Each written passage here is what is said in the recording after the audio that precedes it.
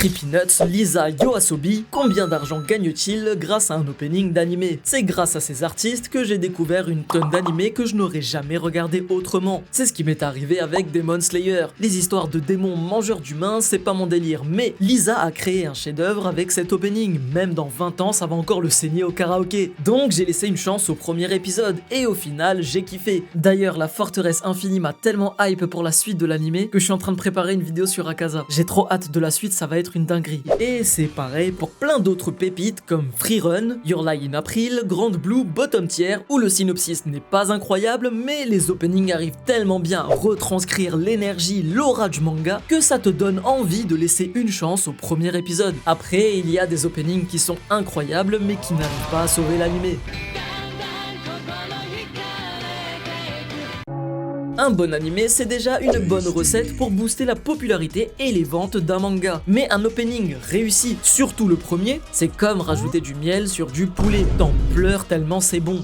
Donc je me suis demandé combien les studios sont prêts à payer pour rajouter du miel dans leurs animés. Et ces artistes, ils sont payés... Attendez, je vais tout vous expliquer. Premièrement, le studio verse à l'artiste un cachet initial, c'est-à-dire une rémunération unique pour que l'artiste interprète le morceau pour l'opening. Mais ensuite, il y a les royalties. Pour faire simple, ce sont des paiements récurrents proportionnels au succès de la chanson. À chaque utilisation commerciale de la musique, que ce soit pour les ventes, le streaming, le karaoké, etc., l'artiste touche une part, récupérée par des sociétés de gestion de droits, par les plateformes de streaming et les organisateurs de concerts. Et voici les estimations pour les trois artistes. Les CreepyNuts ont été payés environ 1,5 million de yens, soit environ 11 000 euros par le studio A1 Pictures pour l'opening de Mashle, avec des royalties estimé entre 70 et 100 millions de yens, soit environ 450 000 à 600 000 euros. Quant à Lisa, elle a été rémunérée environ 3 millions de yens, soit environ 22 500 euros par le studio Ufotable pour interpréter Gurenge, l'opening de Demon Slayer, avec des royalties estimées entre 150 et 200 millions de yens, soit environ 900 000 à 1,2 million d'euros. Le groupe Yoasobi a touché un cachet un peu moins conséquent que celui de Lisa, environ 2 millions de yens, soit environ 15 000 euros, par le studio Dogakobo pour l'opening de Oshinoko. Mais attention, la dinguerie, leurs royalties sont estimées entre 280 et 320 millions de yens, soit environ 1,7 à 2 millions d'euros. C'est une dinguerie comment ça rapporte, j'aurais dû prendre des cours de chant au lieu d'avoir 3000 heures sur Valorant. Je t'ai mis quelques sources en description si tu veux en savoir plus, et abonne-toi.